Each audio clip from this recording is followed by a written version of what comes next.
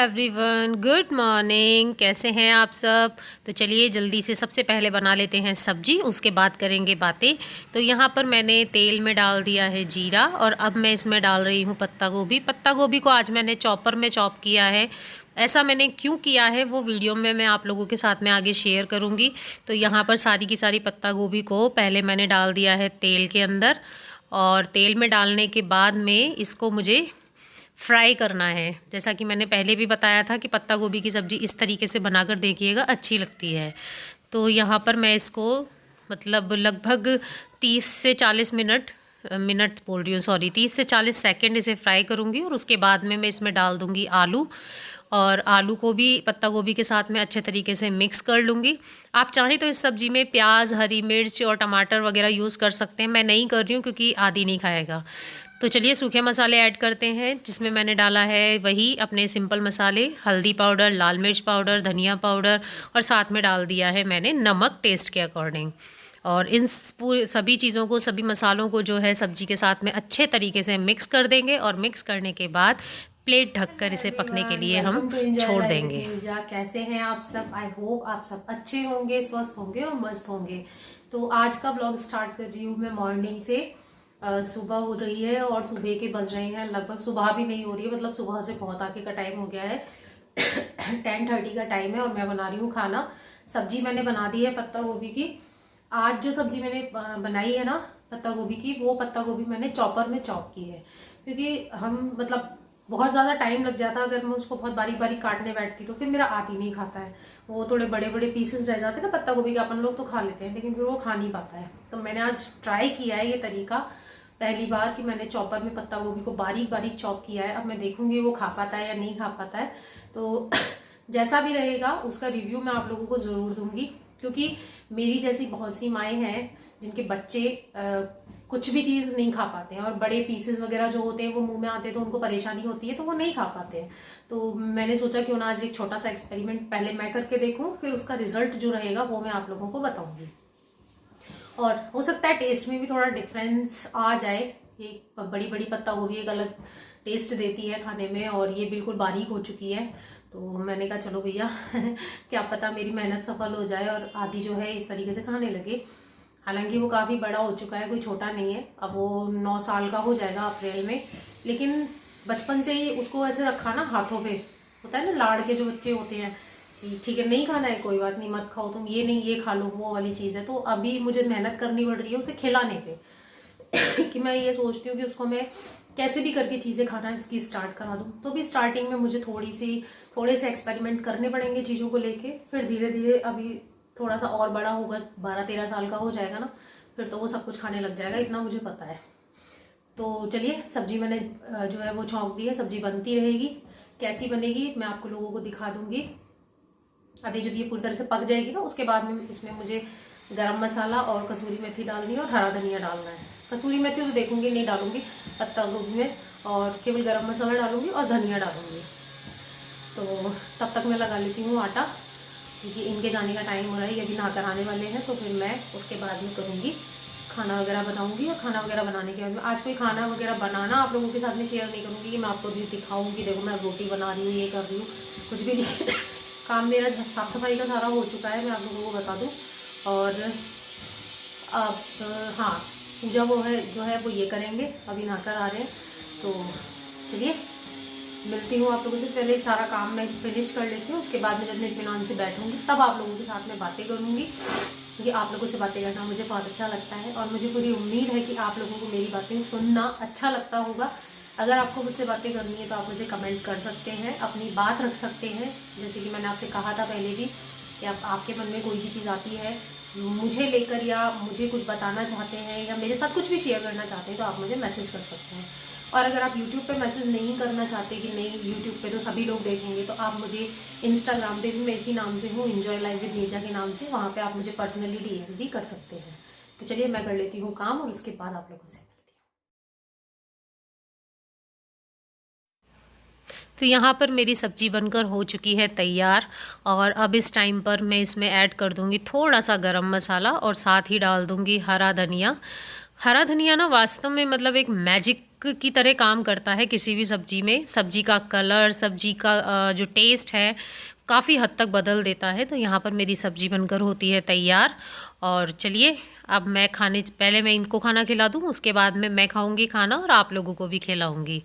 तो आ जाइए आप लोग भी, खाना तैयार है। गरमा-गरम आलू पत्ता गोभी की सब्ज़ी, पराठे और साथ में है दही। दही में आज मैंने लाल मिर्च डाली है, अच्छा लगता है इस तरीके से भी खाने में। तो मैं खा लेती हूँ खाना और उसके बाद आपसे मिलती हूँ।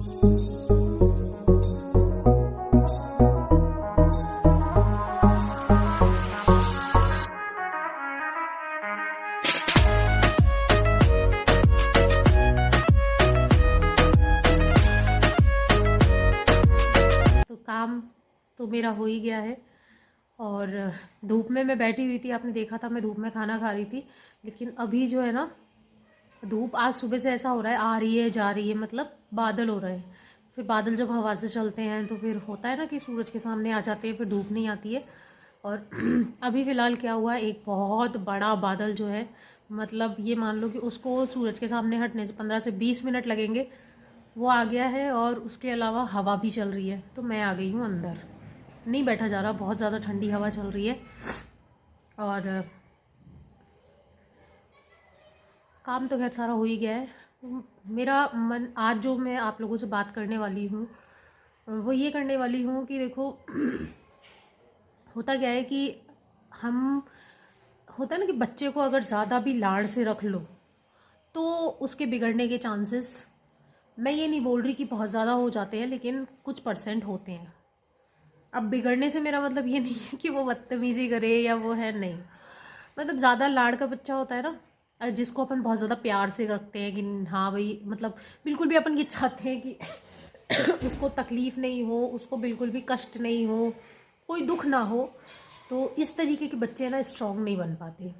ये मेरा ऐसा खुद का पर्सनल एक्सपीरियंस मैं आप लोगों को बता रही हूँ कि हमारे आदि को हमने बचपन से ही बहुत उसमें रखा। क्योंकि है ना, आप यकीन नहीं मानोगे, अभी तक वो 9 साल का होने जा रहा है, एक जो वो सीरियस वाली पिटाई होती है ना, वो भी हम लोगों ने अभी तक नहीं की है आदि की।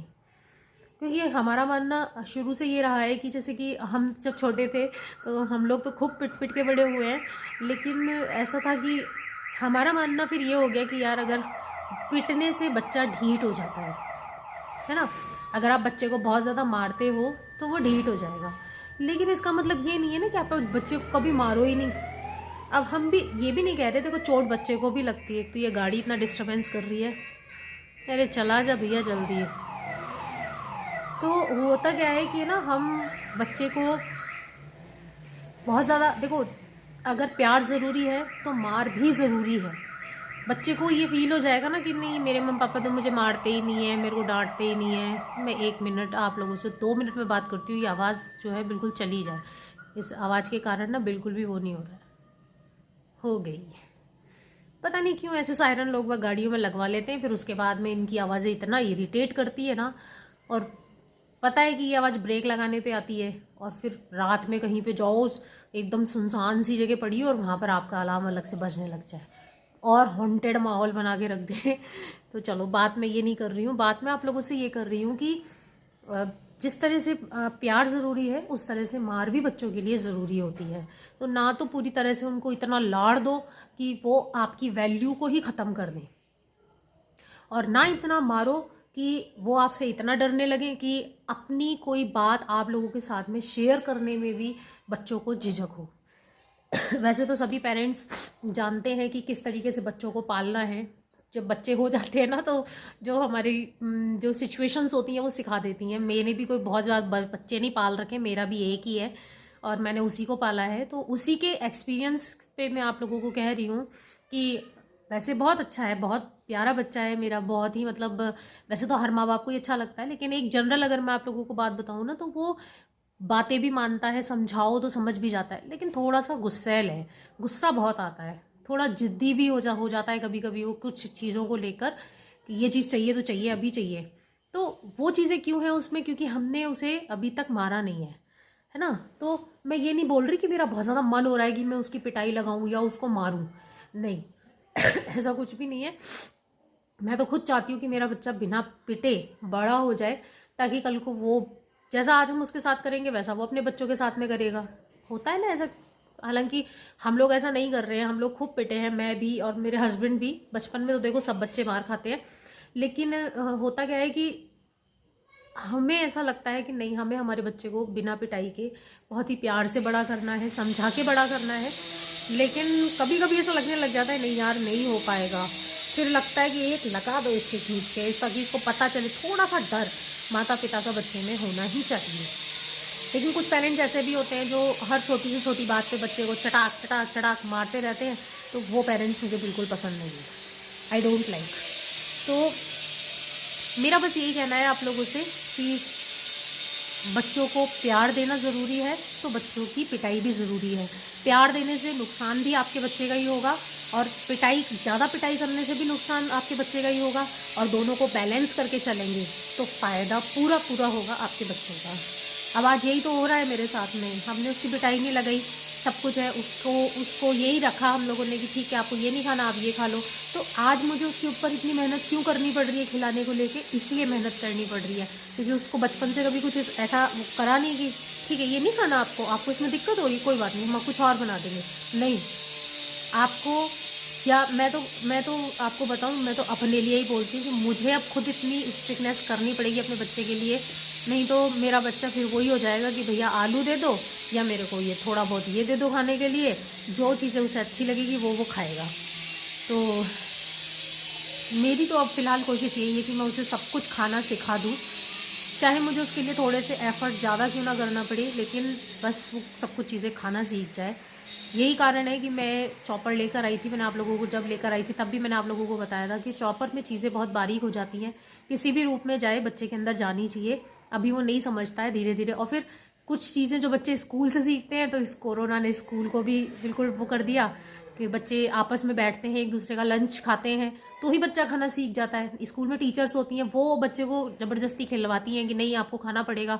वो स्ट्रिक्टनेस भी नहीं रही, तो उस वजह से मुझे थोड़ी ज़्यादा तकलीफ हो रही है। अदरवाइज़ मेरा सजेशन यही है कि जब आपका बच्चा खाना शुरू करता है ना, तब से ही बच्चे को उसकी एज के अकॉर्डिंग उसे सब चीज़ें खिलानी चाहिए। मतलब मैं तो ये बोलूँगी कि जब आपका बच्चा 4 या 5 साल का हो ना, तो वो पूरा खाना खाना सीख जाना चाहिए। आपको ये नहीं सोचना चाहिए कि मैं ये खिलाऊं या नहीं खिलाऊं, वो खिलाऊं कि नहीं खिलाऊं। सब खिलाना सीखाइए। सब बच्चे को बचपन से ही सिखाएंगे तो आगे चलकर परेशानी नहीं होगी। वैसी परेशानी जो आज मैं झेल रही हूँ, और कहीं ना कहीं मेरी देवरानी को भी ये परेशानी हुई अपने लड़के को लेकर कि उसका लड़का भी जो है ना, कभी कभी ऐसा हो जाता है कि वो भी कुछ चीज़ें हैं जो वो नहीं खाता है, क्योंकि भाई तो वो हमारे हाथी का ही है ना, तो दोनों भाई एक जैसे हैं। लेकिन फिर भी वो थोड़ा बहुत खा लेता है, ये तो बिल्कुल भी नहीं खाता है। तो चलिए, बहुत हो गई, बहुत सारी बातें हो गई। आप लोग मुझे बताना, आप लोग मेरी बात से कहाँ तक सहमत हो। बच्चों के लिए क्या ज़्यादा ज़रूरी है? पिटाई ज़्यादा ज़रूरी है, या लाड ज़्यादा ज़रूरी है, या फिर बैलेंस होना ज़्यादा ज़रूरी है? तो चलिए, इस वाले ब्लॉग को यहीं एंड करते हैं। फिर से मिलूंगी आपसे एक और इंटरेस्टिंग ब्लॉग के साथ में। आज की वीडियो में आपको कुछ भी अच्छा लगा हो तो वीडियो को एक लाइक दे दीजिएगा, अपने फ्रेंड्स एंड फैमिली के साथ शेयर कर दीजिएगा, और मेरे चैनल को सब्सक्राइब करना बिल्कुल मत भूलिएगा। इंस्टाग्राम पे भी रील्स बनाती हूँ, अगर आपको रील्स देखने का शौक है तो इसी नाम से मिल जाऊंगी, एंजॉय लाइफ विद नीरजा के नाम से। और और तो क्या, बस यही है। तो चलिए, बने रहिएगा बने रहिएगा मेरे चैनल पे। वीडियो तो यहीं पर एंड कर रही हूँ मैं, और फिर से मिलूंगी आपसे एक और इंटरेस्टिंग ब्लॉग के साथ में। तब तक के लिए bye bye, take care and stay healthy.